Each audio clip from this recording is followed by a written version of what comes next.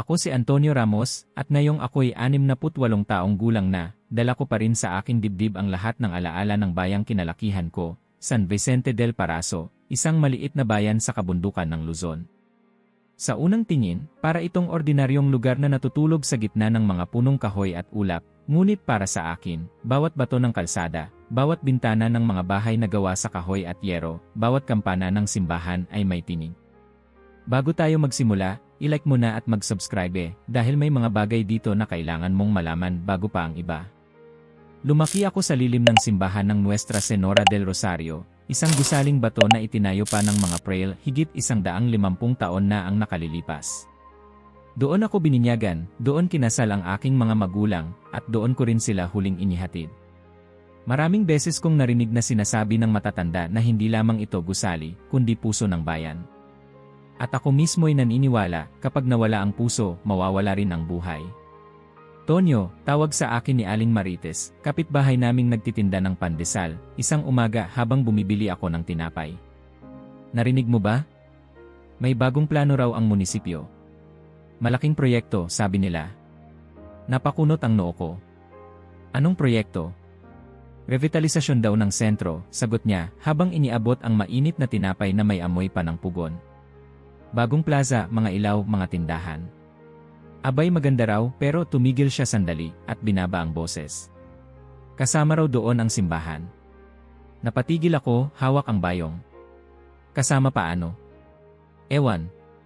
Pero may nagsabi, gigibain daw. Parang kumurot sa sikmura ko ang narinig ko. Gigibain? Ang simbahan? Impossible. Hindi iyon maaaring mangyari. Kahit ang mga taong matagal nang lumayo sa misa, kahit ang mga kabataan na mas abala sa cellphone kaysa sa rosaryo, alam nilang hindi basta-basta mawawala ang simbahan. Kinagabihan, sa mesa ng hapunan, binanggit ko iyon kay Rosa, asawa kong matyagang nag-aalaga ng aming mga apo. Narinig mo ba ang tungkol sa plano ng alkalde? Tanong ko, habang pinapahid ko sa kanin ang ginisang monggo. Tumango siya, mabigat ang buntong hininga. Si Alkalde Josias na naman. Hindi ako magtataka. Noon pa man, galit na galit yan sa mga Katoliko. Naalala mo, Tonyo, noong fiesta ng patrona, tinawag pa tayong mga idolatra. Natahimik ang mesa. Ang mga apo kong kumakain ng pritong isda ay napatigil at nagtanong, Lolo, ano ibig sabihin ng idolatra? Pinilit kong ngumiti, pero ramdam ko ang kirot. Ibig sabihin, anak, sabi niya sumasamba tayo sa mga rebulto. Hindi niya naiintindihan na hindi ba to ang sinasamba natin, kundi ang Diyos na nasa likod ng ating pananampalataya. Pero bakit niya gustong gibain ang simbahan? Tanong pa ng isa. Hindi ko nasagot agad. Sapagkat kahit ako'y hindi ko alam ang buong katotohanan. Pero sa puso ko, alam kong may paparating na unos. Kinabukasan, nagpunta ako sa palengke. Ang bawat tindera ng gulay, bawat driver ng jeepney, bawat tindero ng karne ay isa ang usapan, ang bagong proyekto ni Alkalde Josias. Ang ilan ay natuwa. Ayos yan, para umasenso ang bayan, sabi ng isang magbabalot ng longganisa. Pero mas marami ang nagduda. Bakit kailangang isama ang simbahan? Hindi ba pwedeng palibutan na lang, tanong ng matandang nagtitinda ng kamatis. At sa bawat tanong, lumalalim ang lungkot sa aking dibdib. Isang hapon, dumaan ako sa plaza. Ang simbahan ay nakatayo pa ring matatag, ang lumang kahoy ng pinto nito'y makintab sa dami ng hipo ng mga kamay na dumaan doon. Sa loob, si Padre Miguel, ang aming kura paroko ng 3 dekada, ay nakaupo sa harap ng altar, hawak ang rosaryo. Nilapitan ko siya. Padre, sabi ko, totoo ba ang balita? Gigibain daw ang simbahan. Tuminala siya sa akin, mabigat ang mga mata. Tonyo, hindi ko pa alam ng buo. Pero kung totoo man, hindi natin papayagan na basta na lang alisin ang ating tahanan ng pananampalataya. Umupo ako sa tabi niya. Matagal kaming natahimik, tanging tunog ng kampana sa itaas ang maririnig. Sa sandaling iyon, pakiramdam ko'y may bagyong paparating. At alam kong hindi iyon basta bagyo ng panahon, kundi bagyo ng pananampalataya at kapalaran. Sa gabing iyon, hindi ako nakatulog. Nakatitig lamang ako sa kisam ng aming bahay na pawid at kahoy. At paulit-ulit kong naririnig sa aking isipan ang sinabi ni Padre Miguel, kung totoo man, hindi natin papayagan. Ngunit paano nga ba lalaban ang isang maliit na bayan laban sa kapangyarihan ng alkalde? At doon nagsimula ang lahat. Matagal ko nang kilala si Josias Ferreira bago pa siya tinawag ng lahat na Alkalde Josias. Sa totoo lang, kahit noong kabataan ko, kapag nakikita ko siya sa palengke o sa plaza, dala-dala na niya ang tindig ng isang taong naniniwalang siya'y isinugo upang baguhin ang mundo. Matalas ang mga mata, laging nakataas ang ulo, at may boses na kahit nasa dulo ka ng kalsada, maririnig mo ang kanyang pangangaral. Si Josias ay dating pastor ng isang maliit na iglesia na itinayo sa gilid ng bayan, gawa sa yero at kahoy. Doon niya tinipon ang mga taong nadala ng kanyang matamis na salita. Hindi mo siya masasabing pangkaraniwan, marunong siyang magsalita na parang bawat pangungusap ay apoy na sumusunog sa dibdib ng nakikinig. At sa simula, marami ang humanga sa kanya, kahit mga Katoliko man. Ngunit dumating din ang panahon na lumabas ang kanyang tunay na ugali. Madalas niyang kutiyain ang aming mga prosesyon tuwing fiesta, sumisigaw mula sa kanto, "Mga bato lang yan, walang buhay. Idolatra kayong lahat." Ang mga matatanda, lalo na ang mga manang nabitbit ang imahen ng Birheng Maria, ay umiiyak habang dumaraan, ngunit walang naglakas loob na sumagot. Ako mismo ay nakasaksi minsan ng pigilan ng ilang lalaki si Josias dahil halos guluhin na niya ang aming pagdiriwang ng Semana Santa. Kaya't nang mabalitaan kong tatakbo siya bilang alkalde noong eleksyon ng 2024, hindi ko akalaing mananalo. Hindi magtatagumpay iyan, sabi ko kay Rosa. Mas marami pa ring Katoliko dito kaysa sa mga tagasunod niya. Ngunit nagkamali ako. Dumating ang araw ng kampanya, at para bang may sariling anino si Josias na sumusunod sa bawat kanto. Nakapwesto ang mga tarpaulin niya sa mga poste, nakangiti habang hawak ang Biblia sa isang kamay at nakataas ang kabilang kamay na tila nagpapala. Sa radyo at telebisyon lokal, maririnig ang kanyang boses, "Panahon na para sa pagbabago. Panahon na para sa isang bayang moral at masagana." Sa unang tingin, tila siya'y isang leader na may malasakit. Nangako siya ng bagong ospital, scholarship para sa mga kabataan, at libreng gamot para sa matatanda. Ngunit higit sa lahat, inuulit-ulit niya, ito ang magiging bagong panahon ng pananampalataya. Wala nang kasinungalingan, wala nang pamahiin, kundi purong pananalig. At alam kong kami ang tinutukoy niya. "Tonyo," sabi ng kapitbahay kong si Mario isang hapon habang kami nakatambay sa tindahan ng sari-sari. "Tignan mo si Josias, punang tao ang kampanya. Para siyang propeta." Umiling ako. Propeta o politiko? Kasi sa nakikita ko, ginagamit niya ang simbahan para makuha ang boto ng tao. Ngumiti si Mario, bahagyang nangingisi. Kung totoo ngang kaya niyang ayusin ang bayan, ano naman? Hindi ba yon ang kailangan natin? Pero alam ko na.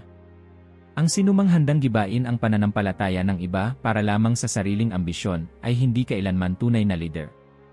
Dumating ang araw ng halalan. Mahaba ang pila sa paaralang ginawang presinto. Naroon ako, hawak ang balota, nanginginig ang kamay. Sa isip ko, dasal lang ang dala, "Diyos ko, ikaw na ang bahala." Kinagabihan, mabilis lumabas ang resulta. Parang bagyo ang bilis ng pagbibilang. Sa radyo, sumisigaw ang announcer, "Panalo si Josias Ferreira. Siya na ang bagong alkalde ng San Vicente del Paraso." Nabini ako sa narinig ko. Sa labas, may paputok, may sigawan, may mga taong nagdiriwang na parang piyesta. Ngunit sa loob ng bahay, tahimik kaming lahat.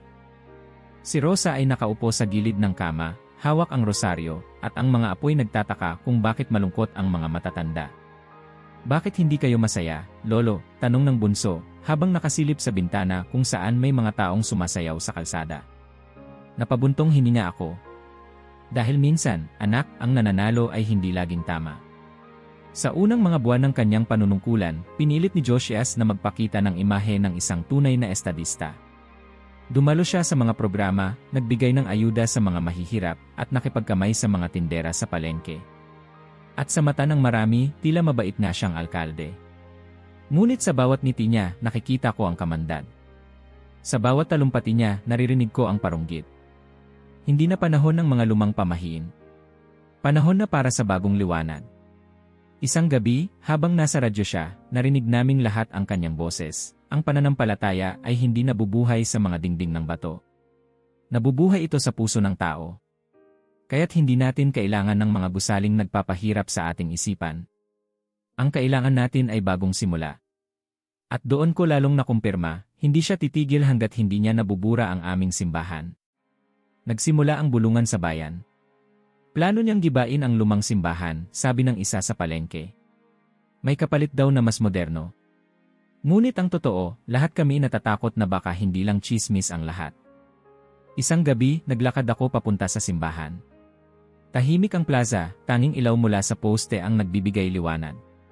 Nakita ko si Padre Miguel, nakaupo sa harap ng altar, tahimik na nagdarasal. Padre, bulong ko, ano na po ang gagawin natin kung totoo ang plano ng alkalde?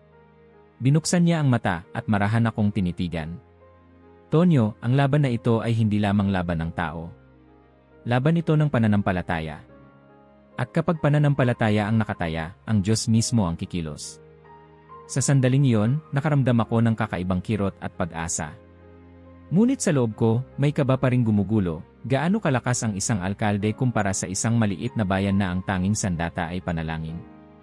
At hindi ko alam, ang tanong na iyon ay sasagutin ng mga araw na darating. Isang malamig na umaga ng Hunyo nang biglang sumabog ang balita. Sa opisyal na pahina ng munisipyo sa social media, inilabas ang tinatawag nilang master plan para sa revitalisasyon ng San Vicente del Paraso.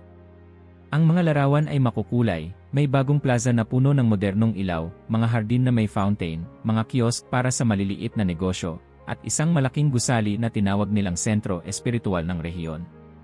Sa unang tingin, maganda ang presentasyon. Maraming kabataan ang natuwa at agad na nag-share ng larawan. Ang ganda, sigaw ng isa sa internet cafe. Parang syudad na tayo. Ngunit sa likod ng bawat papuri, may kakaibang kaba ang kumakalat. Ako mismo ay nakaramdam ng lamig nang makita ko ang mapa. Sa gitna ng proyekto, nakapula ang lot kung saan nakatayo ang aming simbahan, ang Nuestra Senora del Rosario. Ang mismong lugar kung saan nakabaon ang kasaysayan ng aming bayan. Ang mismong dingding na tumayong saksi sa bawat kasal, binyag, at libing sa loob ng mahigit 100 taon. Hindi pwede ito, bulalas ni Aling Maritz habang nasa panaderya. Ang kanyang mga kamay, puno pa ng harina, nanginginig. Paano nila magagawang gibain ang simbahan? Doon ako ikinasal, Tonyo. Doon din bininyagan ang mga apo ko. Plano lang naman, sabat ng isang binata na bumibili ng pandesal. Malay natin, baka hindi matuloy. Ngunit alam naming lahat, kapag inilabas na ang plano sa publiko, hindi iyon basta biro. Kinahapunan, nagtipon ang mga kalalakihan sa palengke, katabi ng mga jeepney na nakahinto. Ang mga driver ay nag-uusap-usap. Pare, nakita mo ba yung blueprint? Tanong ng isa, sabay hitit ng sigarilyo. Kung saan mismo nakatayo ang altar, doon nila gagawin ang lobby ng bagong gusali. Lobby, sigaw ng isa. Lobby kapalit ng altar. Diyos ko, anong klaseng tao ang gagawa niyan? Sino pa? Sagot ng isa. Siyempre, si Alcalde Josias. Matagal na niyang pinaplano yan. Narinig ko ang lahat mula sa gilid. Hindi ko na nakayanan at sumabat ako, mga kasama, hindi lang ito usapin ng gusali. Ito'y usapin ng ating pagkatao bilang bayan. Kung pababayaan natin silang gibain ang simbahan, para na rin nating pinutol ang ating ugat. Tumango ang ilan, ngunit may isa ring nagsalita, Tonyo, hindi naman lahat ng Katoliko. Marami na ring hindi nagsisimba. Baka oras na para sa pagbabago. Napatingin ako sa kanya. At ang pagbabago ba ay kailangang burahin ang ating kasaysayan? Ang ating pinagmulan? Tahimik siyang napatungo. Sa mga susunod na araw, hindi na nawala sa usapan ang balita. Sa bawat tindahan ng bigas, sa bawat linya ng palengke, maging sa mga bata sa eskwela, lahat ay nagtatanong, totoo bang gigibain ang simbahan? Isang gabi, nagkaroon ng programa sa lokal na radyo. Naroon si Alcalde Josias, may boses na parang laging sigurado. Mga kababayan, anya, ang proyektong ito ay para sa ikabubuti ng lahat. Hindi tayo makakaabante kung patuloy tayong nakakulong sa lumang panahon. Kailangan natin ng bagong simula, bagong pananampalataya, bagong kinabukasan. Tandaan niyo, ang pananampalataya ay hindi nakatali sa pader. Ito'y nasa ating mga puso. Maraming tumawag para sumang-ayon. Tama ka, Alkalde. Panahon na para sa pagbabago, sigaw ng isang listener. Ngunit marami rin ang umalma. Alkalde, paano po ang simbahan? Hindi ba't paman ng bayan yon? Tanong ng isa. Bahagyang tumigil si Josias bago ngumiti. Mga bato lang ang simbahan. Ang Diyos ay wala sa bato, kundi sa ating puso. Ang mahalaga ay may bagong lugar tayong lahat na pwedeng puntahan upang manalangin. Doon ko naramdaman ang bigat sa dibdib. Hindi ko alam kung paano niya nagagawang gawing parang basura ang lahat ng alaala naming nakaukit sa mga dingding ng simbahan. Kinabukasan, nagpunta ako sa bahay pari. Si Padre Miguel ay nakaupo sa kanyang lamesa, nakasabit pa rin sa liig ang lumang rosaryo. Padre, sabi ko, kailangan po nating gumawa ng hakbang. Kung hindi, mawawala ang simbahan. Tumango siya, seryoso ang mukha. Tonyo, nakausap ko na ang mga abogado. May hawak tayong dokumento na nagpapatunay na ito ay nakarehistro bilang makasaysayang pamanang gusali. Maaari nating ipaglaban. Pero padre, sabat ko, kung hawak niya ang konseho at ang pera, paano tayo mananalo? Matagal siyang tumahimik bago sumagot. Tonyo, hindi tayo nag-iisa. Kung panalangin at pananampalataya ang hawak natin, higit pa yon sa anumang kapangyarihan. Lumabas ako ng bahay pari na may halo ng pag-asa at takot. Sa plaza, nakita ko ang ilang kabataan na naglalaro ng basketball sa gilid ng simbahan. Narinig ko silang nagbibiruan. Pare, baka dito na tayo maglaro kapag natibag na tong simbahan. Huwag naman, baka biglang magpakita si Mama Mary, tawa ng isa. Ngunit hindi ako natawa. Sa halip, parang lalo akong kinilabutan. Dumating ang linggo at puno ang simbahan. Mas maraming tao kaysa karaniwan, halos wala nang maupuan. Sa homilya, tumayo si Padre Miguel sa harap ng altar, mabigat ang tinig. Mga kapatid, may panganib na nakaamba sa ating tahanan. Ngunit hindi tayo matatakot. Hindi bato ang ating sinasamba, ngunit ang batong ito ay saksi sa ating pananampalataya. Kung may balak silang gibain ito, hinding-hindi natin hahayaang mawala ng ganun-ganun lang. Sama-sama tayong mananalangin, sama-sama tayong lalaban. Tumayo ang buong kongregasyon, at sa unang pagkakataon sa matagal na panahon, naramdaman kong nagiging isang puso kaming lahat. Ngunit sa labas, sa dilim ng kanto, nakita kong may ilang lalaking nakatayo, tahimik na nagmamasid. Mga tauhan ni Josias. At alam ko, magsisimula na ang tunay na laban. Hindi nagtagal ay parang apoy na kumalat sa buong San Vicente del Paraso ang balitang tuloy na tuloy ang plano ng munisipyo. Ngunit sa halip na panghinaan ng loob, nagsimulang mag-alab ang puso ng mga tao.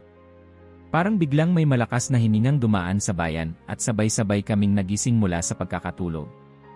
Si Padre Miguel, na 3 dekada ng pari ng aming parokya, ang unang nagpasya na hindi kami mananahimik. Sa mismong misa ng linggo, matapos niyang ipahayag ang ebanghelyo, tumigil siya at tumingin sa lahat. Ang kanyang boses ay hindi na lamang tinig ng pari, kundi parang tinig ng ama ng bayan. Mga kapatid, anya, narinig na ninyo ang plano. Gigibain ang ating simbahan upang bigyang daan ang tinatawag na revitalisasyon. Ngunit alam natin na higit pa sa bato ang nakataya dito. Nasa mga dingding na ito ang ating kasaysayan, ang ating pananampalataya, ang ating mga alaala. Kung hindi tayo kikilos, mawawala lahat. Tahimik ang simbahan. Walang gumalaw, tila lahat ay humihinga ng sabay. Pagkatapos ay tumindig si Aling Selina, na halos 70 taong gulang na at halos hindi na makalakad ng mag-isa. Nakaputi siyang belo, nanginginig ang mga kamay, at sa gitna ng katahimikan ay sumigaw siya, "Padre, lalaban kami. Hindi nila ito maaaring kunin sa atin." Doon nagsimula ang lahat. Kinabukasan, nagtipon ang mga lider ng barangay, mga guro, at ilang abogado sa bahay pari. Naroon ako, nakaupo sa gilid, nakikinig. Dala ng mga abogado ang makapal na folder ng mga dokumento. "Padre," sabi ng isa, "may hawak tayong papeles mula pa noong dekada 50. Nakarehistro ang simbahan bilang pamanang kultural. Ibig sabihin, hindi basta-basta ito maaaring gibain." Umiling ang isa pang abogado. "Ngunit ang problema, Padre, hawak ng alkalde ang konseho. Kahit anong ipasa nating dokumento, kaya nilang baliwalain. Kung ganoon, sabat ng guro na si Maestra Lourdes, magpapapirma tayo ng buong bayan.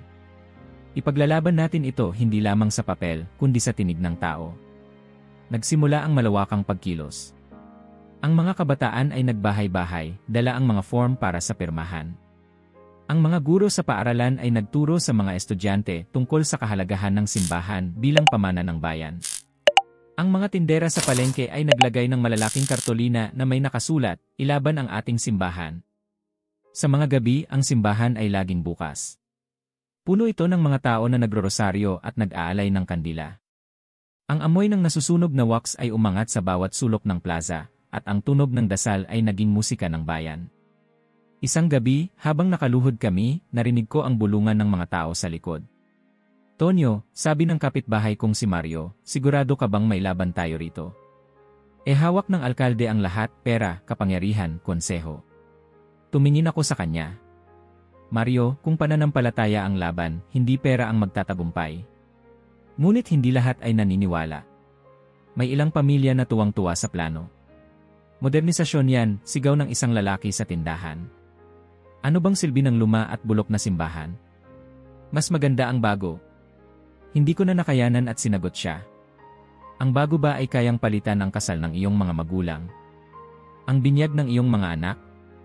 Ang lamay ng iyong ama? Ang mga luha at dasal na ibinuhos natin dito? Natahimik siya, ngunit hindi siya nagbago ng isip. Doon ko napagtanto, hindi lang gusali ang sinusubok ng panahong ito, kundi pati pagkakaisa ng bayan. Samantala, sa radyo at telebisyon, araw-araw na nagsasalita si Alkalde Josias. Laging matamis ang boses, laging tila puno ng malasakit. Mga kababayan, anya, ang planong ito ay hindi laban sa sinuman. Ito'y katuparan ng kalooban ng Diyos. Hindi na panahon para tayo'y manatili sa lumang paraan. Panahon na para sa bagong pananampalataya. Naiinis akong pakinggan siya. Alam kong bawat salita ay may lason. At masakit dahil marami ang naniniwala. Isang hapon, nagdaos kami ng pagpupulong sa mismong plaza. Dala ng mga kabataan ang mga bandila at placard na may nakasulat, "Iligtas ang ating simbahan." Dumalo ang halos kalahati ng bayan. Naroon ang mga guro, magsasaka, tindera, at maging ang ilang kabataang hindi na nakadadalo ng misa, ngunit ramdam nilang may mali sa planong ito. Mga kapatid, sigaw ni Padre Miguel mula sa hagdan ng simbahan. Hindi tayo maghahasik ng galit. Ang sandata natin ay panalangin at katotohanan. Kung sila'y magdadala ng puwersa, tayo'y magdadala ng pananampalataya. Tandaan ninyo, ang Diyos ay nasa panig ng katarungan. Sumigaw ang mga tao. May ilang nagluha.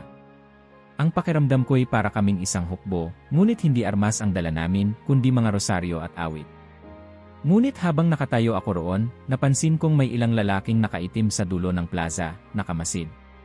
Alam kong tauhan ni Josias. Tila binibilang nila kung ilan kami, kung gaano kami katatag. Pag-uwi ko, kinausap ako ni Rosa.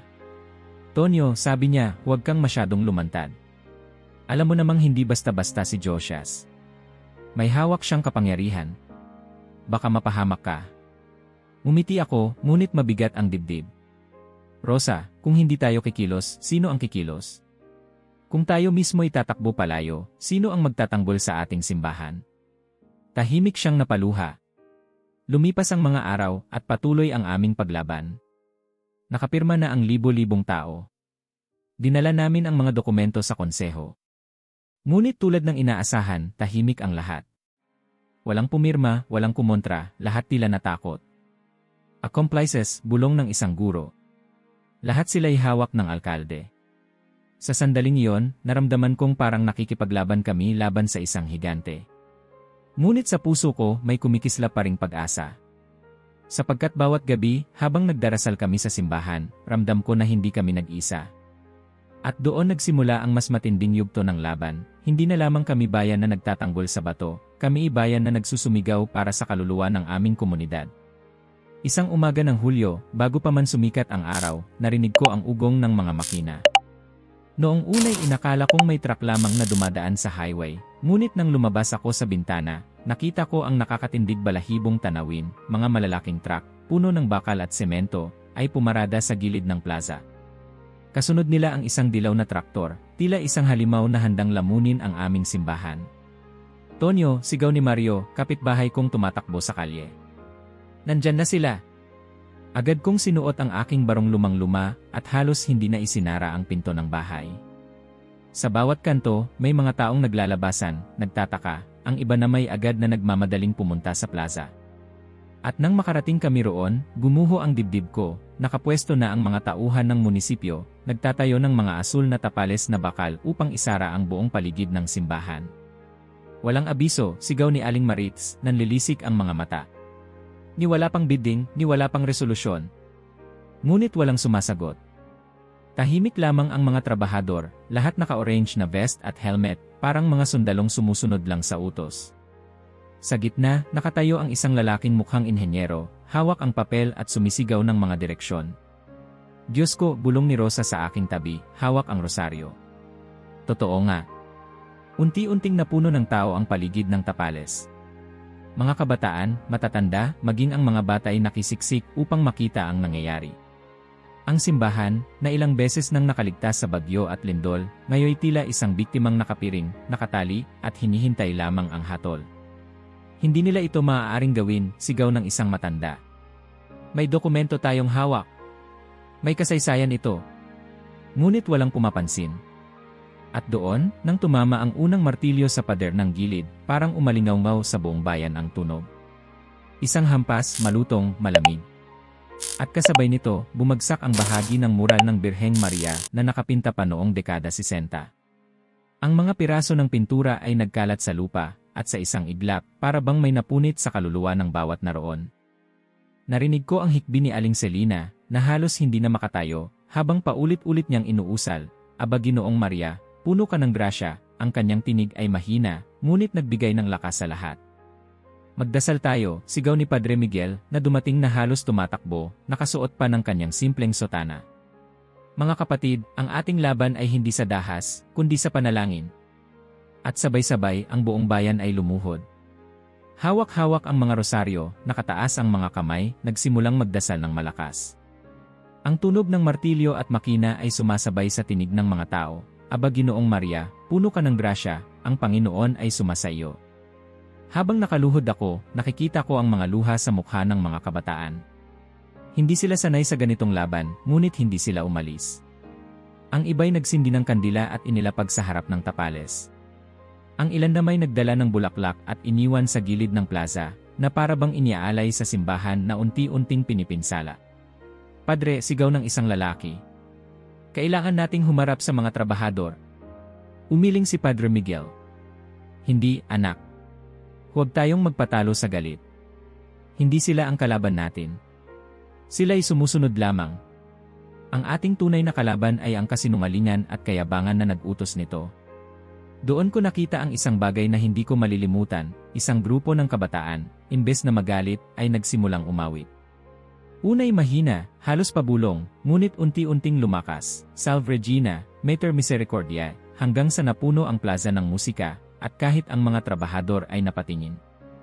Isa sa kanila, isang batang lalaki na halos kaedad lamang ng aking apo, ay tumigil sa paghawak ng martilyo.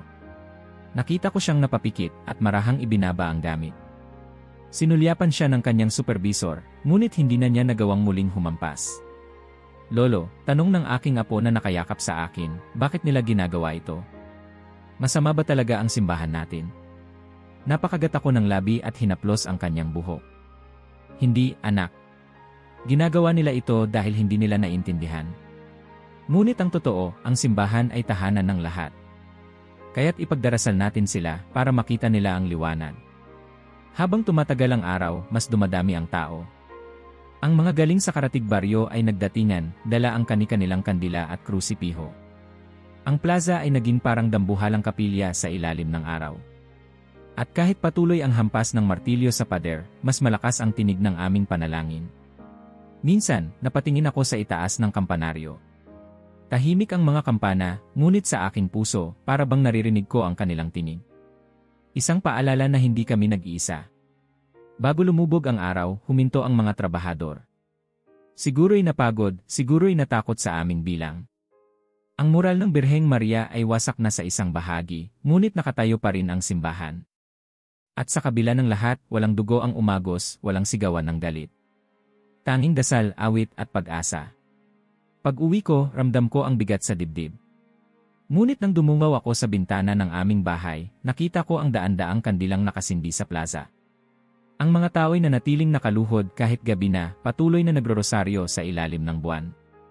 At sa gitna ng lahat, naramdaman ko ang isang bulong sa aking puso, ito'y unang pagsubok lamang. Huwag kang panghinaan ng loob. At alam kong totoo iyon. Sapagkat ang laban ay nagsisimula pa lamang. Mula nang unang hampasin ng martilyo ang pader ng simbahan, tila lalong tumibay ang paninindigan ng buong bayan. Araw-gabi, hindi na nawala ng tao ang plaza. Parang nagkaroon ng buhay na pulso ang lugar. Sa umaga, may mga kabataang nag-aalay ng bulaklak. Sa hapon, ang mga nanay ay nagrorosaryo. At sa gabi, ang mga matatanda ay nagbabantay, nakaluhod, tahimik na nananalangin.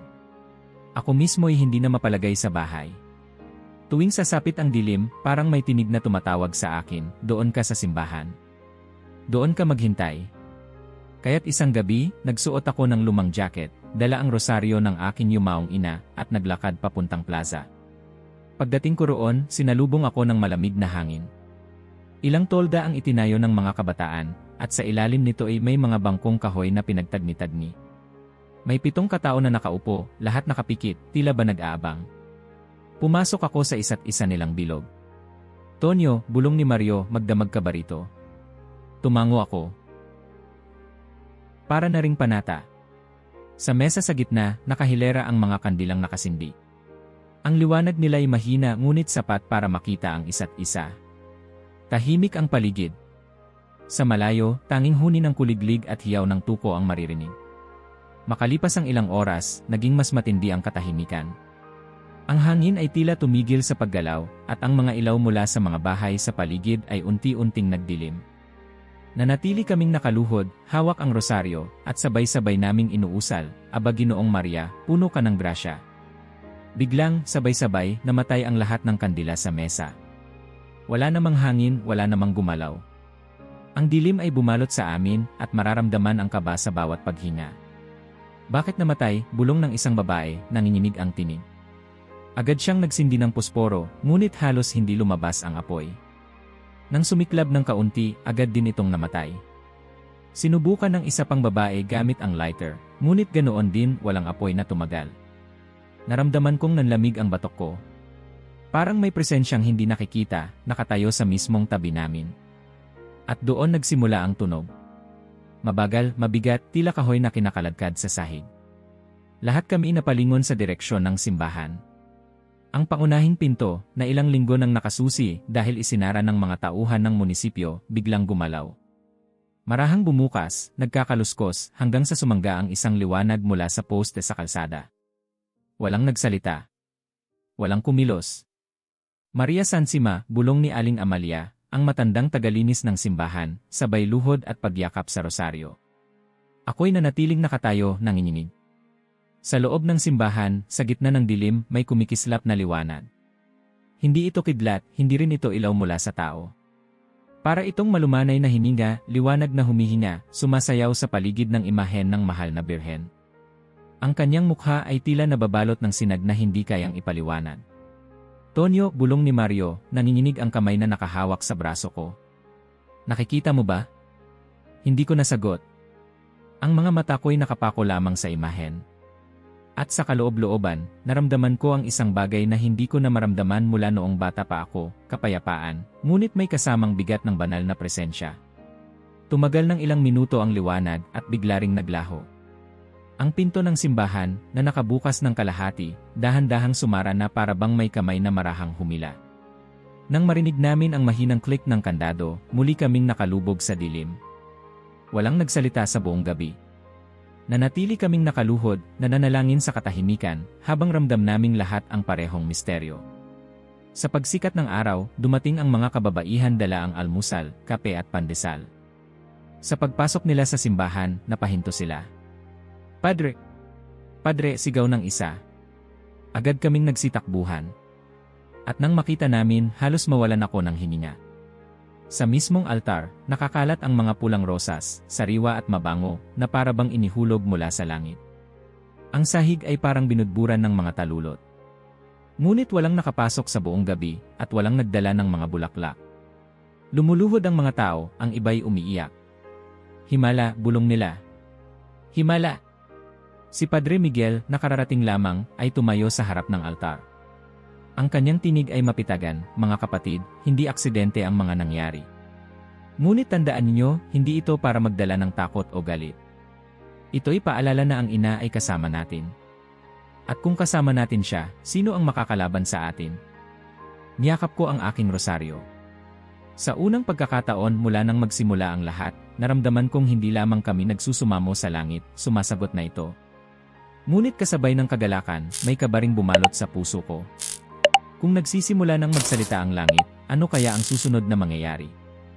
Kinabukasan matapos ang gabing iyon ng katahimikan, hindi na mapigilan ang balitang kumalat. Parang usok na hinihipan ng hangin, bawat kwento ay nagbabago, lumalaki, at umaabot sa mga tainga ng mga taga-karatig na baryo. Ang ilan ay nagsabing nakita nila ang mismong imahen ng mahal na birhen na nagmingming na parang ginto. Ang iba na may nanumpa na may nakitang misteryosang babae na nakaputi, nakaluhod sa harap ng altar, nagdarasal sa gitna ng dilim. Sa tindahan ng sari-sari ni Aling Maritz, narinig ko ang pag-uusap ng dalawang ginang. Sabi ni Aling Selina, naamoy daw niya ang isang kakaibang halimuyak kagabi, bulong ng isa. Ano raw ang amoy? Tanong ng kasama. Parang rosas. Sobrang bango, hindi normal. Nagkatinginan sila, parehong nangingilabot, ngunit may kislap ng pananabik sa kanilang mga mata.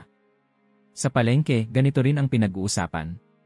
Pare, totoo raw, nagpakita ang mahal na birhen, ani ng isang tinderong nagtatadtad ng karne.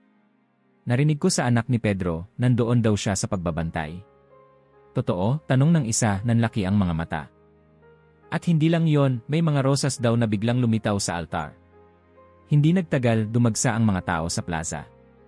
Ang mga galing sa kalapit na baryo ng San Isidro at Sta.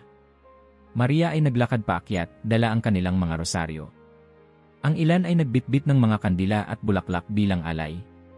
Ang plaza na dati tahimik tuwing gabi ay ngayoy puno ng tinig, panalangin at mga awit. Padre, nakita niyo ba talaga? Tanong ng isang batang babae kay Padre Miguel. Umiti siya, marahang tumango. Hindi mahalaga kung nakita ko. Ang mahalaga, nakita ng Diyos ang inyong pananampalataya. Hindi lamang mga Katoliko ang dumating. Kahit ang ilang miyembro ng ibang sekta, na minsan ay sumusuporta kay Alcalde Josias, ay tahimik na dumalo sa pagbabantay. Nakaupo sila sa huling hanay, hindi makatingin ng diretsyo, ngunit ramdam na ramdam ang kanilang presensya. Para bang kahit sila'y tinawag ng isang puwersang hindi nila maipaliwanag. Isang gabi, habang nagrorosaryo kami, lumapit si Ruben, isang kilalang leader ng isang maliit na evangelical group na minsang tumulong sa kampanya ni Josias. Naupo siya sa tabi ko, nakayuko, hawak ang maliit na Biblia. Tonyo, bulong niya, hindi ako nandito para makipagtalo. Nandito ako para manalangin. Hindi ko alam kung anong nangyayari, pero ramdam ko may kakaiba sa lugar na ito. Napatitig ako sa kanya. Walang pumipigil sa iyo, Ruben. Ang tahanan ng Diyos ay bukas para sa lahat. Tahimik siyang tumango at sabay kaming nagdasal. Sa oras na yon, naramdaman ko na ang laban na ito ay higit pa sa relihiyon, ito ay laban para sa puso ng bawat isa. Samantala, sa kabilang panig ng bayan, patuloy ang pagbabalita ng munisipyo. Sa radyo, narinig naming muli si Alcalde Josias, matamis pa rin ang tinig. Mga kababayan, huwag tayong padadala sa mga chismis. Ang mga milagro ay katang-isip lamang. Ang Diyos ay hindi nagbubukas ng pintuan o naglalagay ng bulaklak. Ang lahat ng ito ay gawa-gawa ng mga taong ayaw ng pagbabago. Ngunit sa bawat salitang kanyang binibitawan, mas lalong nagingit-ngit ang damdamin ng mga tao. Hindi na sila takot. Ang dating bulungan lamang sa panaderya at palengke ay naging malakas na sigaw sa plaza, hindi niyo kayang sirain ang tahanan ng Diyos. Isang gabi, dumating ang libo-libong tao mula sa iba't ibang lugar. Hindi na lamang ito simpleng pagbabantay, naging dambuhalang pagtitipon. Ang mga kabataan ay nagsindi ng ilaw mula sa kanilang cellphone, at ang buong plaza ay kumislap na parang dagat ng mga bituin. Sa gitna, nakaluhod ang matatanda, umaawit ng Dios te salve Maria. Habang pinagmamasdan ko, biglang may isang babae mula sa bayan ng Sta. Maria ang tumayo, hawak ang kanyang anak na may sakit. Inilapit niya ito sa harap ng simbahan, inilapag sa malamig na sahig, at buong lakas na sumigaw, Ina ng Diyos, tulungan mo ang anak ko. Tahimik ang lahat. Sa loob ng ilang segundo, tanging hikbi ng bata at dasal ng ina ang maririnig. At sa hindi maipaliwanag na paraan, kumalma ang bata, at ang kanyang mukha'y tila nagliwanag. Hindi ko masasabi kung iyon ba'y himala, ngunit sa sandaling iyon, ang buong plaza'y napuno ng paniniwala na may kakaibangang nangyayari. Kinabukasan, mas dumagsa ang mga tao. May mga jeepney mula sa malalayong baryo, punang mga deboto. Ang iba'y naglakad ng ilang kilometro, dala lamang ang kanilang rosaryo. Ang simbahan, bagaman napapalibutan pa ng tapales, ay naging sentro ng pananampalataya hindi lamang ng aming bayan kundi ng buong rehiyon. Habang patuloy ang paglago ng dami ng tao, ramdam kong unti-unting natitinag ang kapangyarihan ni Josias. Kahit papaulit-ulit niyang sinasabing ito'y kalooban ng Diyos, malinaw na para sa bayan, may mas mataas na tinig na nagsasalita, ang tinig ng ina na hindi pumapayag na sirain ang kanyang tahanan. Isang gabi bago ako umuwi, tumigil ako sa gitna ng plaza. Pinikit ko ang aking mga mata at pinakinggan ang tunog ng mga tao, panalangin, awit, halakhak ng mga bata, hikbi ng mga matatanda. Lahat iyon ay naghalo-halo, naging isang-isang tinig. At sa ilalim ng bituin, malinaw sa akin, ang himala ay hindi lamang sa mga rosas o sa liwanag. Ang himala ay nasa apoy ng pananampalatayang muling nagninga sa bawat puso. Mainit ang araw ngunit ramdam ang bigat ng hangin sa plaza. Ilang araw na rin mula nang kumalat ang balita ng mga rosas at ng liwanag sa loob ng simbahan at patuloy ang dagsa ng mga tao. Ang mga nagbabantay ay palitan na, parang mga sundalong hindi napapagod. Ako mismo ay halos hindi na umuuwi, natutulog na lang sa ilalim ng tolda, kasama ang iba pang matatandang ayaw iwan ang kanilang panata. Isang hapon, habang abala ang lahat sa pagbabayad puri sa dasal, isang sasakyang itim ang huminto sa harap ng simbahan. Wala itong plakang opisyal, walang bandila, simpleng kotse lamang. Lumingon ang lahat. Nang bumukas ang pinto, bumungad ang hindi inaasahan, si Alkalde Josias mismo. Tahimik ang buong plaza. Walang bodyguard, walang kameraman, walang tauhan mula sa munisipyo. Siya lang. Nakasuot ng simpleng polo na puti, bahagyang nakalukot, at pantalon na tila minadali ang pagsuot. Ang kanyang mukha ay seryoso, at may bakas ng pagod sa kanyang mga mata. Siya yon, bulong ni Mario sa tabi ko, nakahawak sa aking braso. Sagot ko, halos hindi makapaniwala. Siya nga. Dahan-dahan siyang naglakad papunta sa pintuan ng simbahan, na hanggang ngayon ay bahagyang nakabukas mula ng misteryosong gabi ng mga kandila. Walang kumikilos, walang nagsasalita.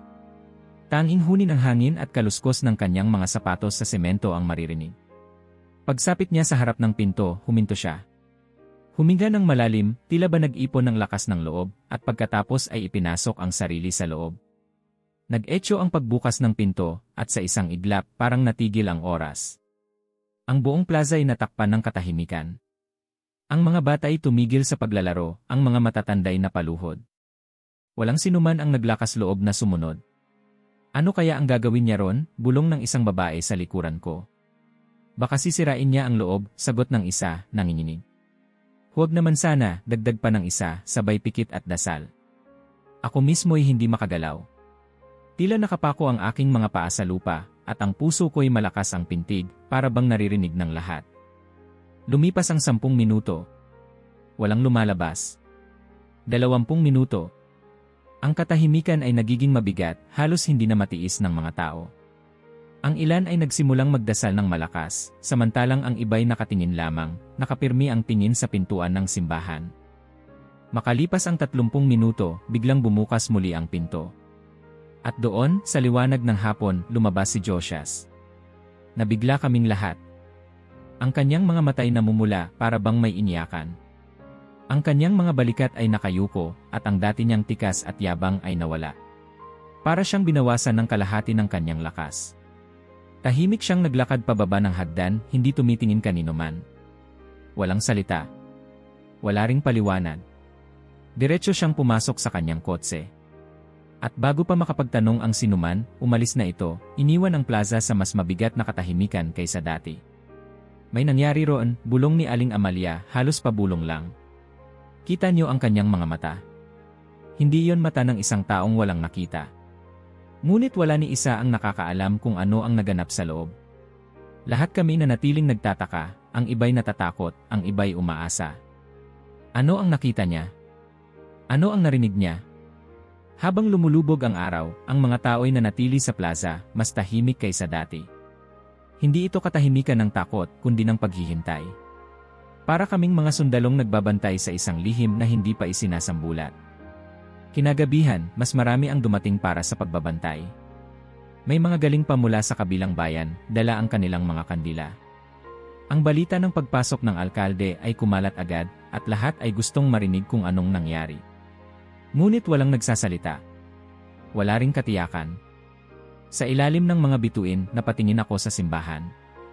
Ang pintuan ay nakabukas pa rin ng bahagya na parang imbitasyon. Ngunit wala ni isa sa amin ang naglakas loob na pumasok. Parang may kasunduan sa pagitan ng langit at ng bayan, maghintay muna, huwag makialam. At sa puso ko, alam kong ang nangyari sa loob ay hindi basta biro.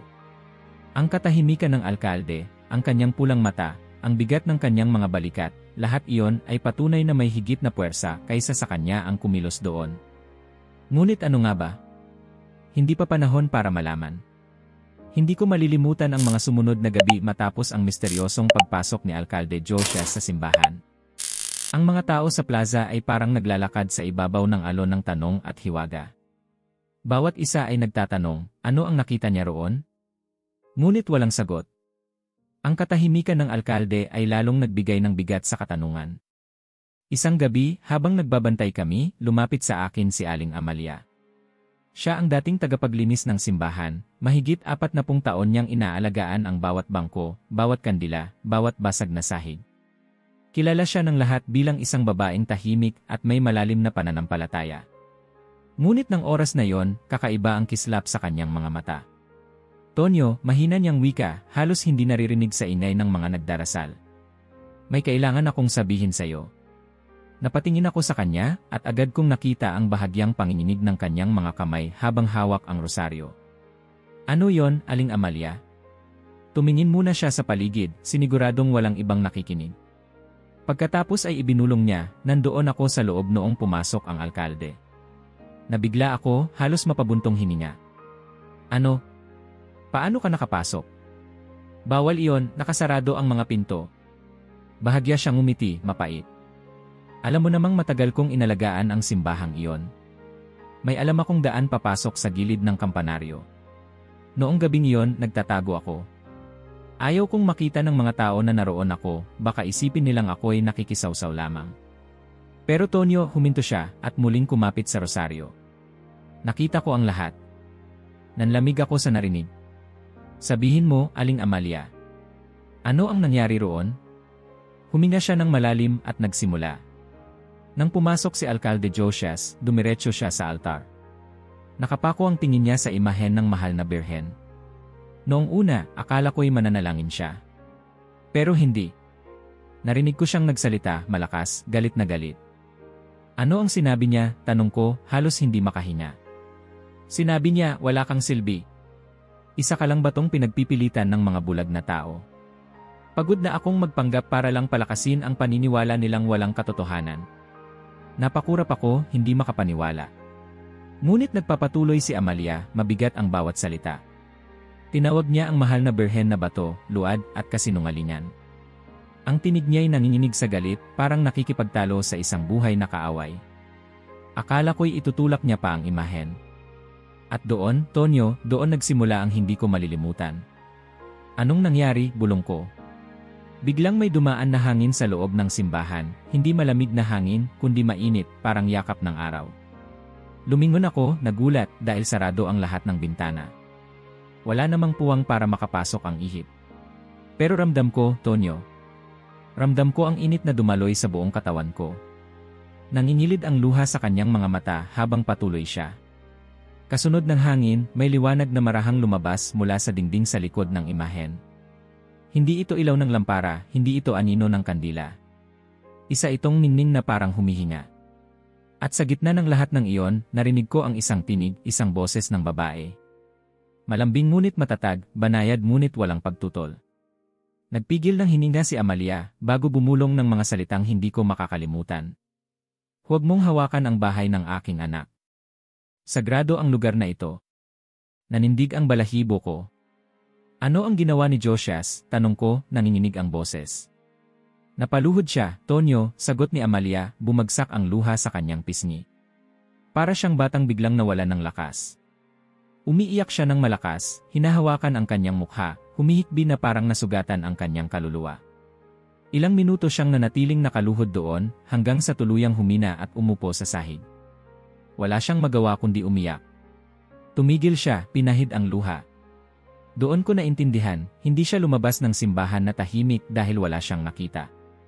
Lumabas siya ng simbahan na tahimik dahil ang langit mismo ang kumausap sa kanya. Hindi ako nakapagsalita agad. Tinitigan ko lamang si Aling Amalia habang ang bigat ng kanyang salaysay ay dumadagundong sa aking puso. At bakit mo lang ito sinasabi sa akin ngayon? Tanong ko sa wakas. Dahil natatakot ako, Tonyo. Kung sabihin ko agad, baka sabihin ako'y sinungaling o baka mapahamak pa ako. Pero hindi ko na kayang kimkimin. Kailangan kong may makaalam at ikaw ang pinili ko. Ikaw ang nakakaunawa.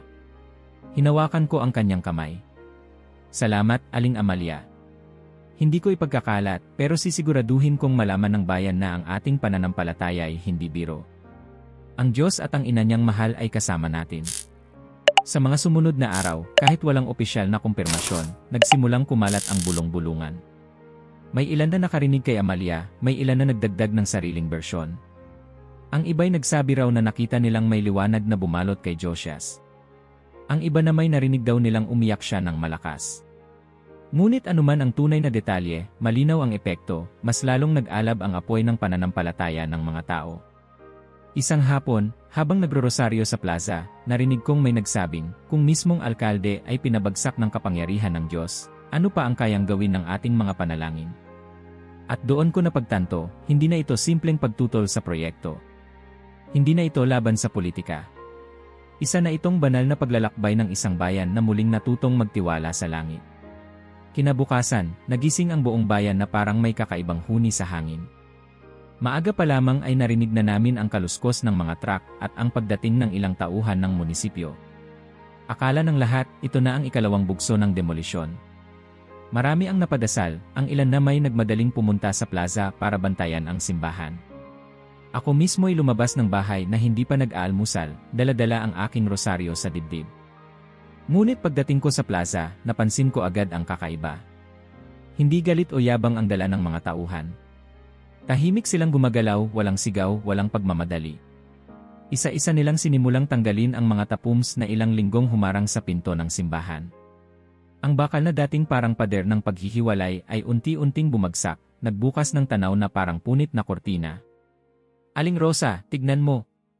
Tinatanggal nila, sigaw ng isang bata, sabay turo. Naglapitan ang mga tao. Unay hindi makapaniwala. Bakit nila ginagawa yan? Tanong ng isa. Wala namang abiso, wala namang meeting. Baka trick lang, bulong ng isa pa. Baka may panibagong plano. Ngunit habang lumilipas ang oras, lalo lamang nagiging malinaw, hindi ito panlilin lang. Isa-isa ring inalis ang mga makina, ang traktor na ilang araw nang nakatambak sa gilid, ang mga sledgehammer, at maging ang mga kahon ng materyales. Lahat iyon ay dinala palabas ng plaza, papalayo sa simbahan. Parang sabay-sabay na bumuntong hininga ang lahat ng naroon. Hindi na nila itutuloy, mahinang sabi ni Mario sa tabi ko, nanginginig ang boses. Tonyo, umatras ang alkalde. Hindi ko alam kung ano ang unang naramdaman ko, galak ba, ginhawa, o pagtatanong. Ngunit ang mga mata ko'y biglang napuno ng luha. Paglingon ko, ganon din ang karamihan. Ang ilan ay napaluhod agad sa mismong kalsada, hawak ang mga rosaryo. Ang iba na may sabay-sabay na nagsimulang umawit ng Iaba Ginoong Maria, na walang nagtuturo, walang kumokompas. Tila kusa na lamang bumalot sa hangin ang himig, at sa bawat nota, ramdam ko ang bigat na unti-unting nababawas mula sa aming mga balikat. At doon, isang himala na naman ang naganap. Mula sa kampanaryo ng simbahan, biglang tumunog ang mga kampana. Dong! Dong! Dong! Napatingin kaming lahat. Wala namang taong nakapwesto sa loob dahil simula ng isara ang simbahan, walang may akses sa lubid ng kampana. Ngunit malinaw, matindi, at sabay-sabay ang tunog na dumadagundong sa hangin. Nagtinginan ang mga tao, ang ilan ay napasigaw sa gulat, ang iba na may napaiyak ng tuluyan. Langit na mismo ang nag-anunsyo, sigaw ng isang lalaki, nakataas ang dalawang kamay. Ama namin, sumasalangit ka, otomatikong nasambit ng marami, at ang panalangin ay naghalo sa tunog ng kampana. Habang umaalingaw-ngaw iyon sa buong bayan, ramdam kong ang bawat bahay, bawat sulok ng bundok, bawat puso ng mga tao'y sabay-sabay na natigilan upang makinig. Para bang mismong kalangitan ang nagpahayag ng tagumpay ng pananampalataya laban sa kapalaluan. Lumapit sa akin si Aling Amalia, may luha sa kanyang pisngi. Tonyo, hindi ito gawa ng tao. Nakikita mo? Hindi natin sila tinalo dahil sa papel o batas.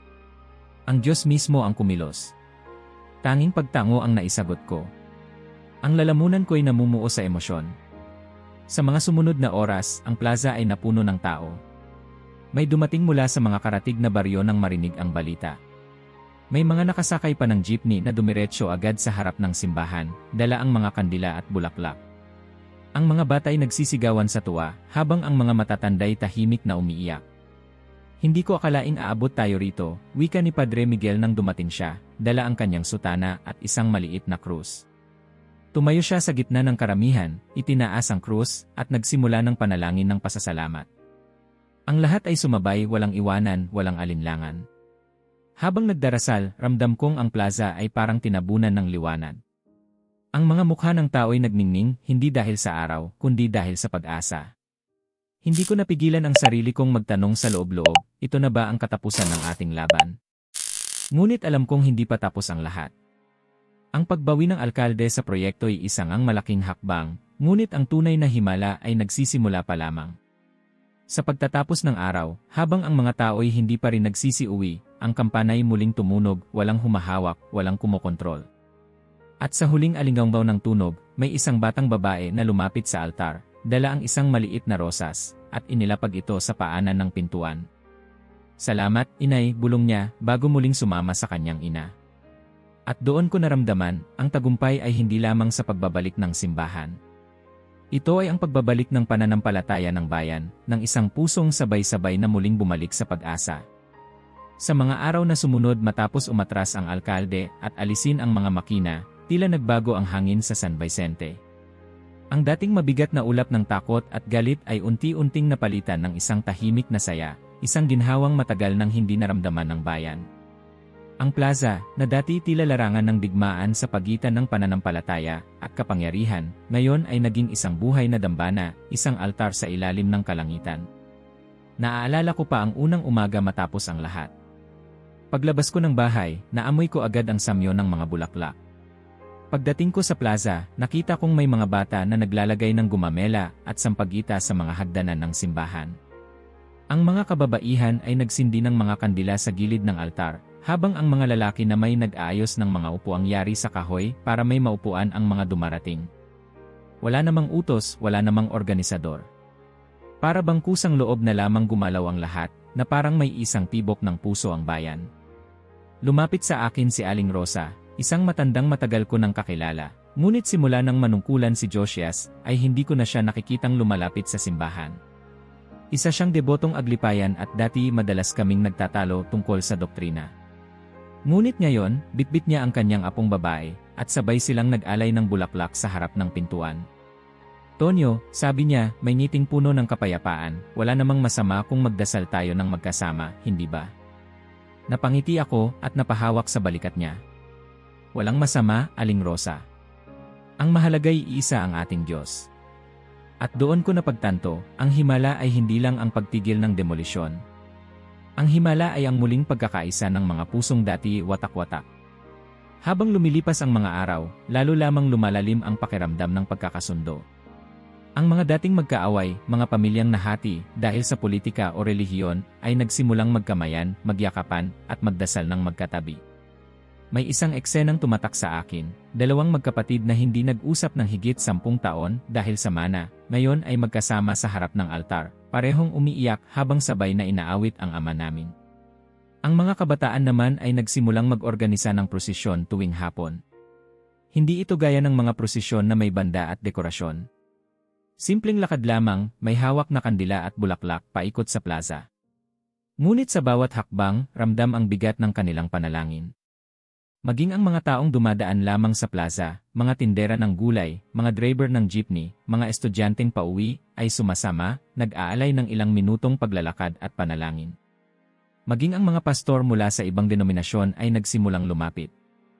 Isang hapon, nakita ko si Pastor Elias, kilalang kritiko ni Padre Miguel noon, tahimik na nakaupo sa isang bangko, hawak ang kanyang Biblia. Hindi siya nakisali sa mga dasal, ngunit hindi rin siya umalis. Nang lapitan ko siya, umiti lamang siya at nagsabing, nakikita ko ang pananampalataya niyo at hindi ko kayang hindi rumespeto. Ang ganitong uri ng pagkilala, kahit walang salitang pagkakasundo, ay sapat na upang iparamdam na ang sugat ng bayan ay nagsisimula ng maghilom. Si Padre Miguel, sa kanyang bahagi, ay nagpatuloy na maging haligi ng katahimikan. Hindi siya nagbitiw ng malalaking salita. Sa bawat misa na kanyang pinamunuan, lagi lamang niyang inuulit, "Mga kapatid, ang ating simbahan ay hindi lamang gawa sa bato. Ito'y gawa sa ating pagkakaisa, sa ating pag-ibig, at sa ating pananampalataya. Hanggat buo ang ating puso, hindi kailanman masisira ang tahanan ng Diyos." At tuwing sinasabi niya ito, sabay-sabay ang pagtango ng mga tao, sabay-sabay ang pagbagsak ng mga luha, sabay-sabay ang pakiramdam na ang kanilang kaluluwa'y muling nakakahanap ng tahanan. Isang gabi, habang nakaupo ako sa isang bangko, pinagmamasdan ko ang daan-daang kandilang nakasindi sa paligid ng simbahan. Ang mga anino ng mga nagdarasal ay sumasayaw sa pader ng lumang bato, habang ang mga bulaklak na nakakalat sa hagdanan ay nagbigay ng halimuyak na parang pinagsamang panalangin ng lahat ng tao. Doon ko naramdaman ang isang bagay na matagal ko nang hinahanap, ang tunay na kapayapaan. Hindi na ito kapayapaan na dahil lamang sa tahimik ang paligid. Ito'y kapayapaan na bunga ng muling pagkakabuo ng isang komunidad, ng muling pagtutugma ng mga pusong nasugatan, at ng pagtanggap na higit pa sa relihiyon o politika ang pananampalatayang bumubuo sa atin. Naririnig ko pa rin sa hangin ang alingawngaw ng mga kampana noong araw na umatras ang alkalde. Para bang tuwing magdarasal ang bayan, sumasabay ang tunog na iyon, hindi mula sa lubid o bakal, kundi mula sa ating loob. At habang pinagmamasdan ko ang mga tao, ramdam ko, nagsimula ng muling maghilom ang sugat ng San Vicente. Lumipas ang ilang araw mula nang tuluyang alisin ang mga bakod at makina sa plaza. Ang bayan ay nanumbalik sa isang payapang ritmo, ngunit sa ilalim ng katahimikan, ramdam pa rin ng lahat ang kakaibang liwanag na iniwan ng himala. Araw-araw, daan-daang tao ang patuloy na nagdarasal sa simbahan, nag-aalay ng kandila at bulaklak. Ang plaza ay tila naging banal na lugar, hindi lamang para sa mga Katoliko kundi para sa lahat ng dumaraan. At isang linggo ng umaga, nang ang mga tao ay nagtipon para sa misa, dumating ang isang presensyang hindi inaasahan ng sinuman.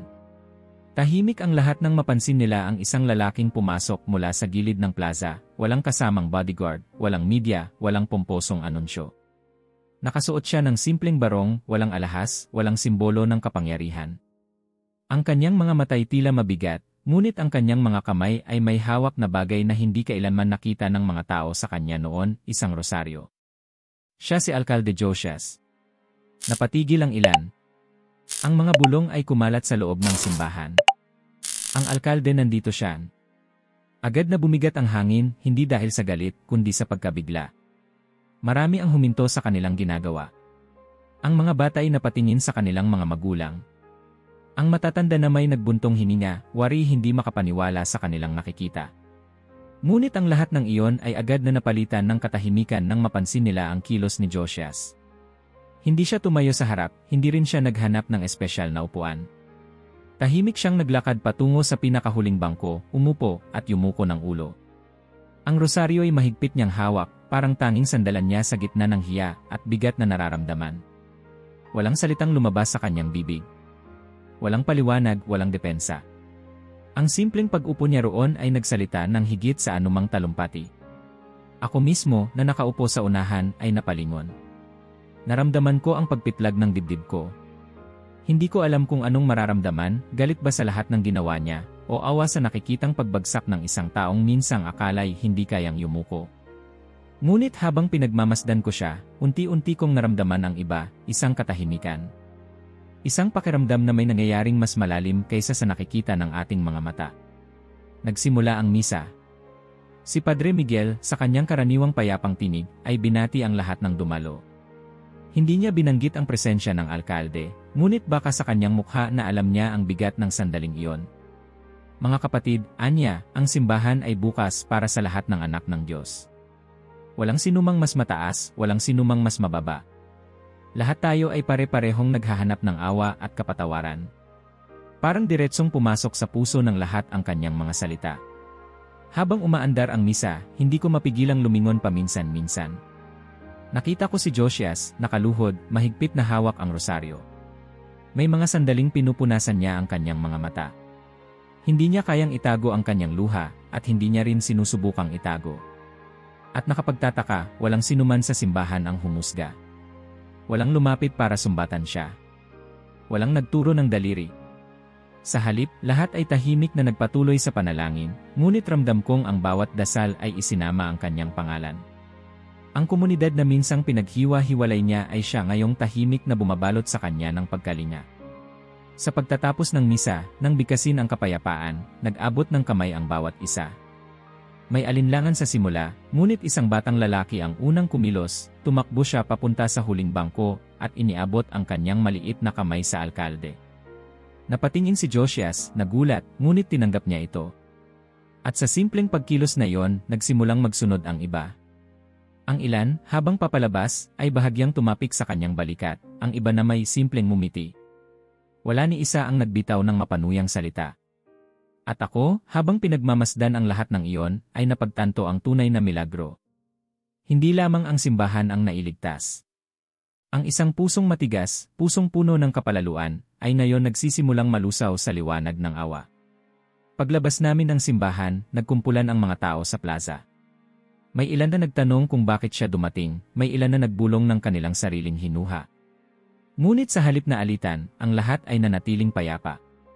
Parang may kasunduan na hindi kailangang unawain ang lahat sa ngayon, sapat na ang makita siyang naroon, nakaluhod, nakikipagdasal. Habang naglalakad ako pauwi, iniisip ko ang nakita ko. Ang alkalde na minsang nagsabing ang simbahan ay walang silbi, na ang mga imahen ay bato lamang, ay ngayon hawak-hawak ang rosaryo, umiiyak na parang isang batang humihingi ng tawad. Hindi ko alam kung kailan o paano tuluyang magbabago ang kanyang puso. Ngunit isang bagay ang malinaw, nagsimula na ang kanyang pagbabalik. At ang bayan, sa halip na husgahan siya, ay tahimik na sumama sa kanyang paglalakbay. Ang sumunod na linggo ay hindi na isang ordinaryong araw para sa bayan ng San Vicente. Mula pa lamang sa unang tilaok ng manok at pagputok ng araw sa silangan, ramdam na ng lahat na may kakaibang mangyayari. Ang hangin ay malamig ngunit may dalang ginhawa, at ang himig ng mga kampana mula sa simbahan ay kumalat sa buong lambak na parabang tinatawag ang lahat ng kaluluwa na magtipon. Maaga akong dumating sa plaza. Sa totoo lang, inakala kong ako'y isa sa mga pinakauna, ngunit laking gulat ko nang makita kong puno na ito ng mga tao.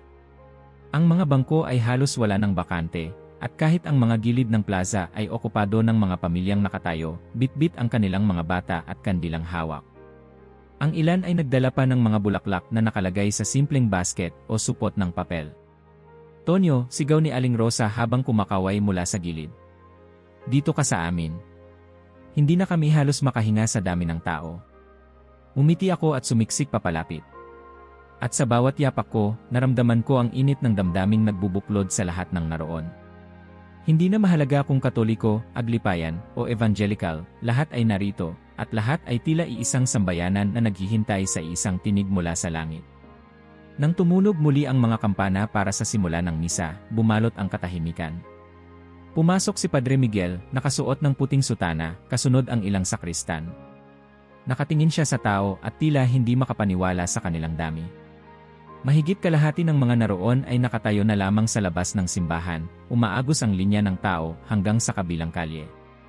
Mga kapatid, wika niya sa simula, hindi ko kailanman inakalang makikita ko ang araw na ganito tayo karami, ganito tayo nagkakaisa. Ang ating pananampalataya, na minsang sinubukan, ay ngayon nagniningning ng higit pa sa liwanag ng araw. Sa pag-awit ng mga tao ng pambungad na himno, ramdam ko ang pagkakaisa ng bawat tinig. Walang nagmamadali, walang nagbubulong-bulong. Lahat ay nakikiisa sa pag-awit ng pusong sabay-sabay tumitibo. Dumating ang sandali ng pagtatalaga. Habang itinataas ni Padre Miguel ang ostya, isang kakaibang tanawin ang naganap. Ang araw, na hanggang noon ay natatakpan ng maliliit na ulap, biglang sumilip. Mula sa may batik na salamin ng mga bintana ng simbahan, tumagos ang isang sinag ng araw na tuwirang bumagsak sa imahe ng Birheng Maria sa altar.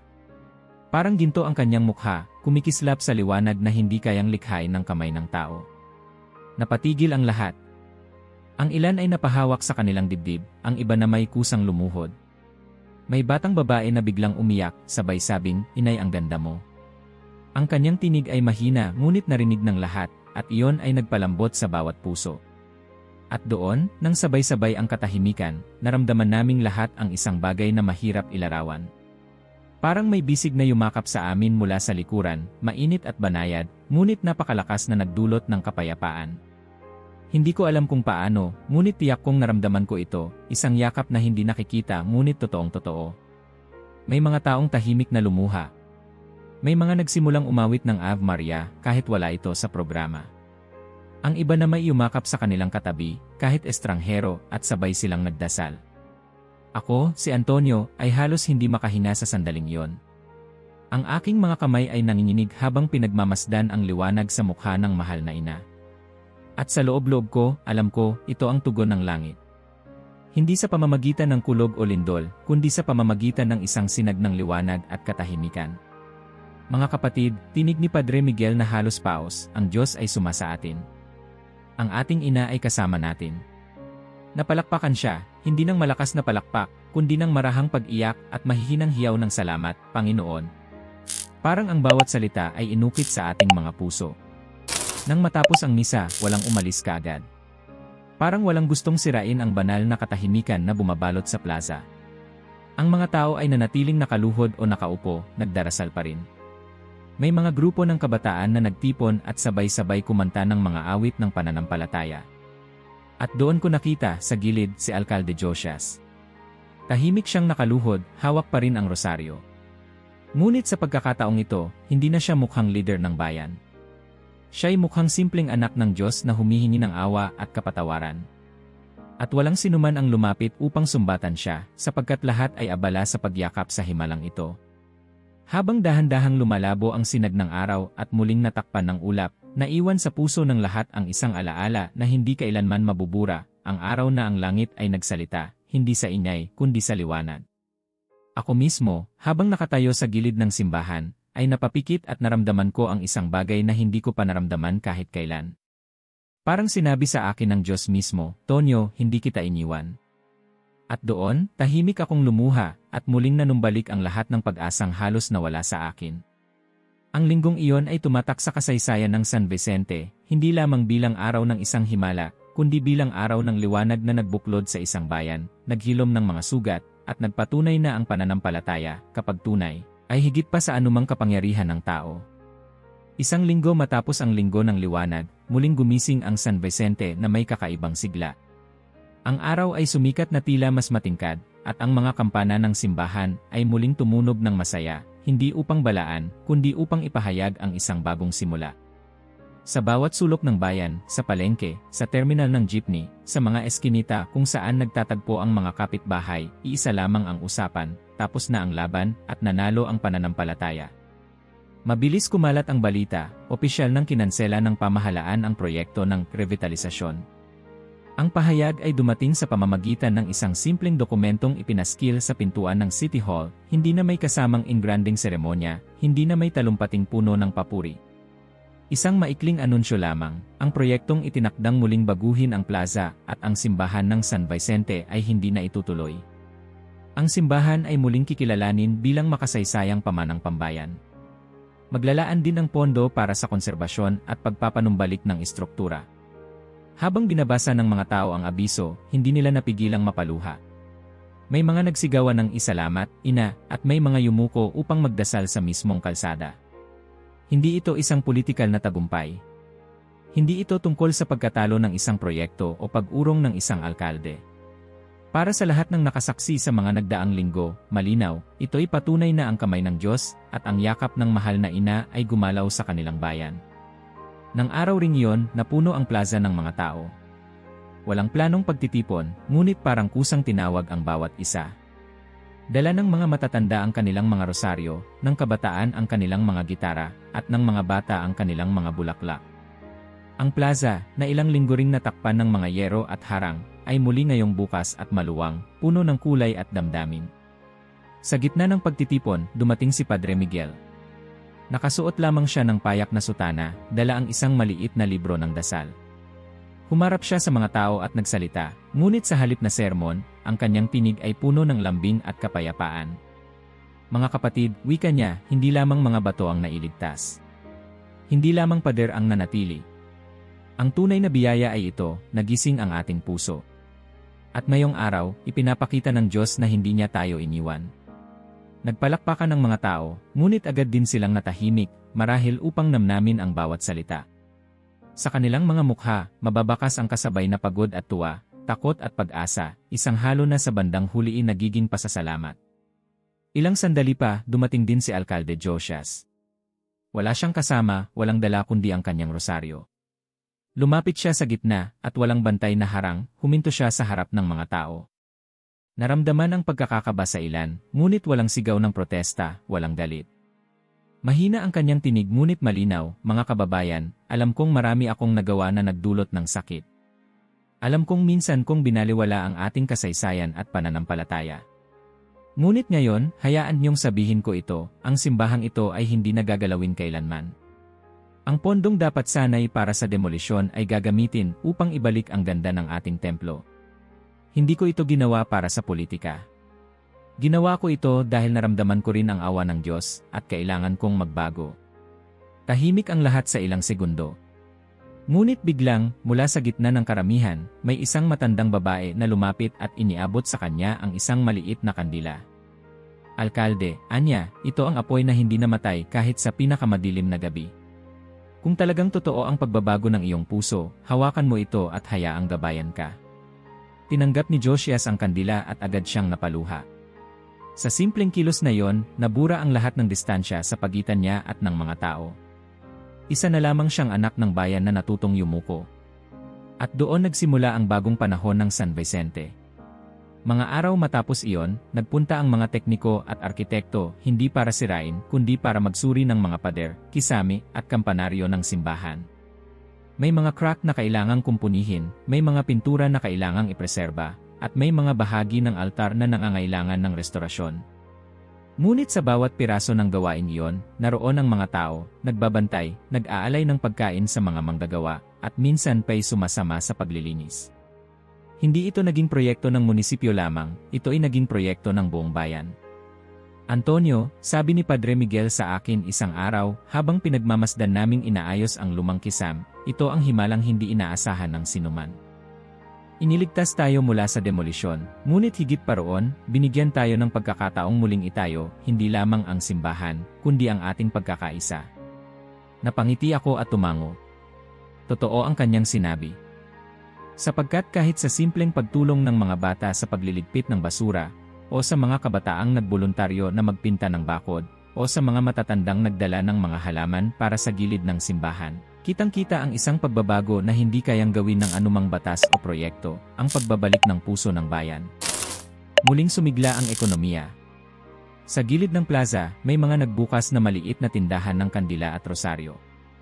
Ang mga karinderya ay laging puno ng mga bisitang mula pa sa karatig na baryo, na nais lamang makita ang simbahan na hindi tinalo ng panahon. Maging ang mga jeepney driver ay naglalagay ng maliit na imahen ng birhen sa kanilang dashboard, tanda ng bagong paggalang. Ngunit higit sa lahat, ang mga tao'y natutong magbago ng tingin sa isa't isa. Ang mga dating nag-aaway dahil sa relihiyon ay ngayon magkasamang nagdarasal. Ang mga pamilya na dating hindi nagpapansinan ay muling nagkakasama sa misa. At ang plaza, na dating naging simbolo ng dibisyon, ay ngayon naging altar ng pagkakasundo. Ako, bilang isang matandang anak ng San Vicente, ay hindi makapaniwala kung paano nagbago ang lahat. Sa bawat tunog ng kampana, naaalala ko ang gabing muntik nang mawala ang lahat, at ang araw na ibinalik ito sa atin ng Diyos. At alam ko sa puso ko, ito ang bagong panahon. Hindi panahon ng politika, kundi panahon ng pananampalataya. Hindi panahon ng paghahati, kundi panahon ng pagkakaisa. At higit sa lahat, hindi panahon ng takot, kundi panahon ng liwanag. Ang mga buwan ay lumipas, at unti-unting bumalik sa normal ang buhay sa San Vicente. Ngunit alam naming lahat na walang bumalik sa dati. May mga sugat na gumaling, may mga sugat na hindi na muling bumukas, at may mga mata na sa unang pagkakataon ay muling nagliwanag. Ako, si Antonio Ramos, na ilang dekada nang nakatira sa bayang ito, ay madalas na uupo sa gilid ng plaza upang pagmamasdan ang mga nagbabago. Noon, iniisip ko na ang himala ay ang pagpigil sa demolisyon ng simbahan, ang pagpapanatili ng mga lumang pader, mga altar, at kampanaryo. Ngunit habang lumilipas ang panahon, napagtanto kong mali ako. Ang totoong himala ay hindi nakikita sa bato, kundi sa tao. Minsan, sa isang misa ng Miyerkules ng gabi, nakaupo ako sa likod at doon ko siya nakita muli, si Alkalde Josias. Hindi na siya dumadating bilang pinuno, kundi bilang isang payak na mananampalataya.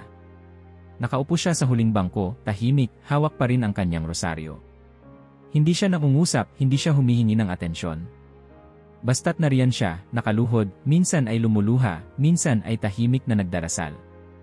At ang nakakamangha, walang sinuman ang humusga sa kanya. Wala nang nagbato ng tingin, wala nang nagbulong-bulungan. Para bang lahat ay natutong tanggapin na kahit ang pusong pinakamataas ang pader, ay maaari ring bumagsak at muling bumuo sa ilalim ng biyaya. Isang gabi, lumapit ako sa kanya habang palabas kami ng simbahan. Nakatungo siya, tila ayaw pansinin ang sinuman. Ngunit tinapik ko ang kanyang balikat at mahina kong sinabi, "Alkalde, magaan na ba ang dibdib mo ngayon?" Sandali siyang tumingin sa akin at bakas ang pagod sa kanyang mga mata. Ngunit doon din nakita ko ang isang bagay na noon ay hindi kailanman nasilayan, kababaang loob. Hindi ko alam, Antonio, mahina niyang tugon. Araw-araw, dala ko pa rin ang bigat ng mga maling nagawa ko.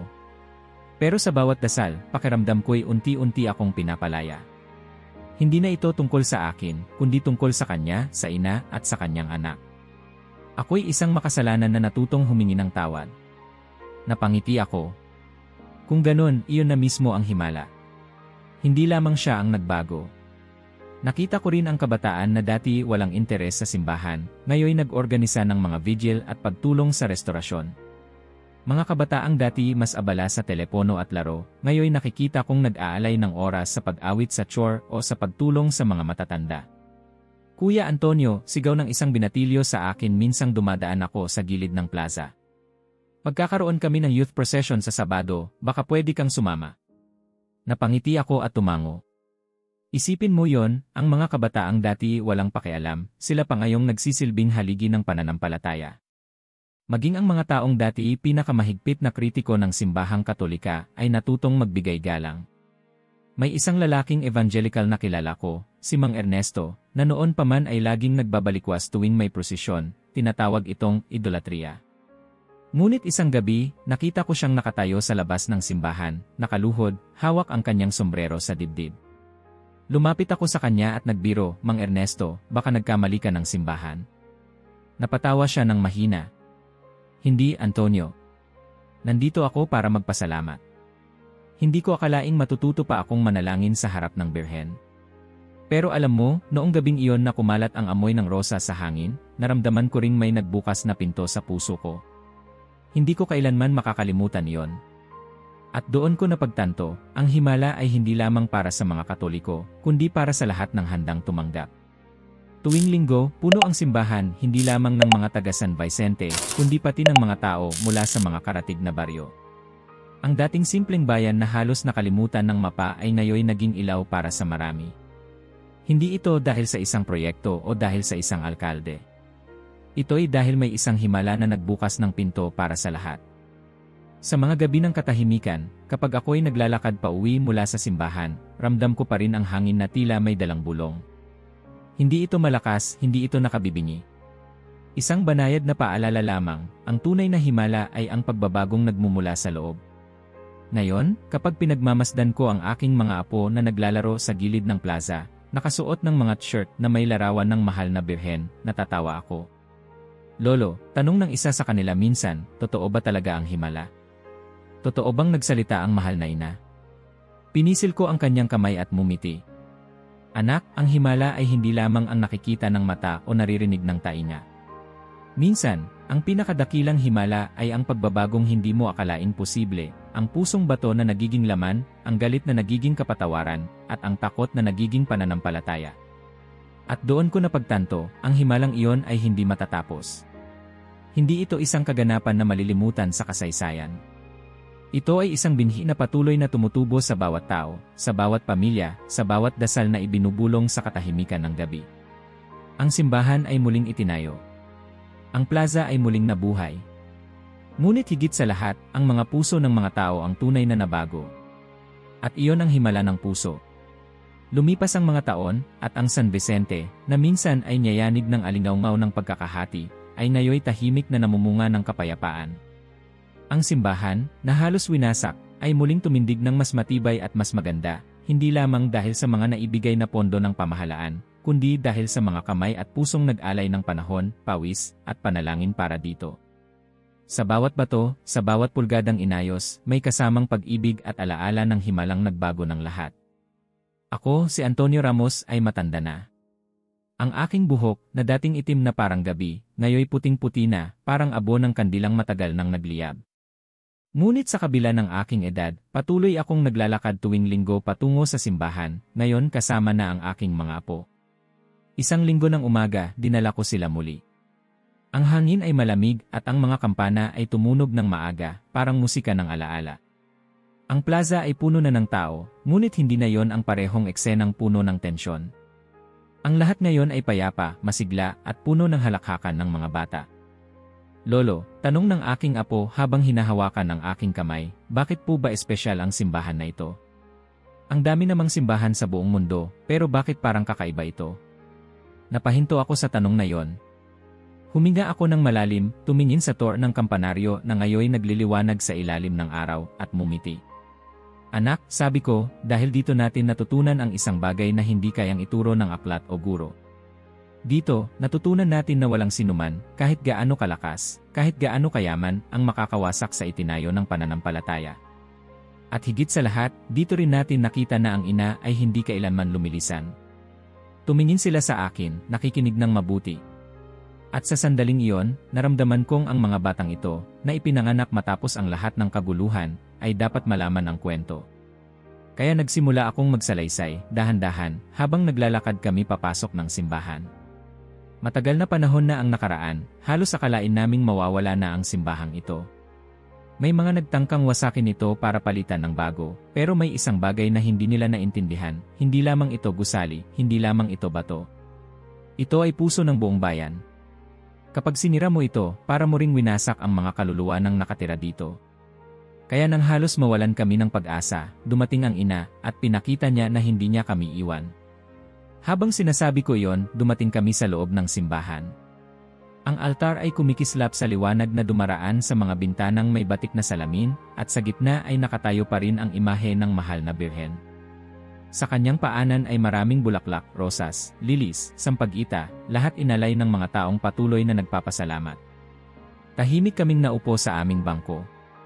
Ang mga bata ay nakatingin sa paligid, namamangha sa ganda at katahimikan ng lugar. At nang biglang tumunog ang mga kampana mula sa itaas, napapikit ako. Sa pagtunog na yon, naramdaman kong bumalik ang lahat ng alaala, ang mga gabi ng takot, ang mga araw ng dasal, ang mga luha at awit, at ang sinag ng liwanag na minsang bumaba sa altar. Ngunit higit pa roon, naramdaman ko rin ang kanyang presensya. Ang presensya ng ina. Hindi ko siya nakikita, ngunit alam kong naroon siya. Sa bawat bulaklak na inalay, sa bawat ilaw ng kandila, sa bawat halakhak ng mga bata, siya ay buhay.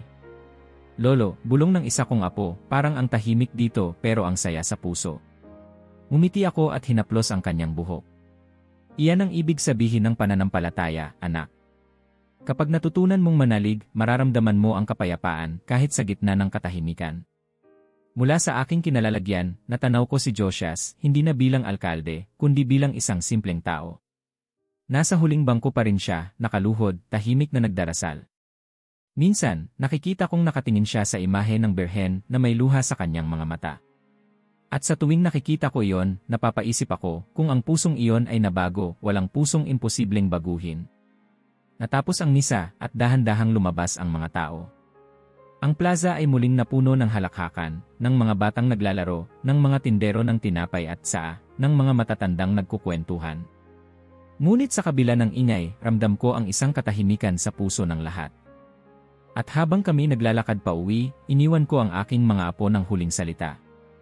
Anak, ang aral na dala ng simbahang ito ay simple lang pero malalim, ang pananampalataya ay hindi nasusukat sa dingding o sa tor. Nasusukat ito sa tibok ng puso ng mga tao. At kapag ang pananampalataya ay itinanim, walang makakawasak dito. Kahit sino pa. At tandaan ninyo, ang ina ay laging kasama natin. Tumango sila, mahigpit na hawak ang aking kamay. At sa malayo, muling tumunog ang mga kampana. Pumikit ako, at muli kong naramdaman ang kanyang yakap. Ang mahal na Birhen, ang aming ina, ay naroon pa rin, hindi sa nakaraan lamang, kundi sa kasalukuyan, at sa lahat ng darating pangbukas. At doon ko naunawaan, ang tunay na himala ay hindi lamang ang pagligtas sa simbahan. Ang tunay na himala ay ang aral na iniwan nito, na ang pananampalataya, kapag itinanim, ay hindi kailanman mamamatay. Kung naabot mo na ito, mag-iwan ng like at mag-subscribe. Kasi ang mga ganitong kwento, dapat ikaw ang unang makakaalam.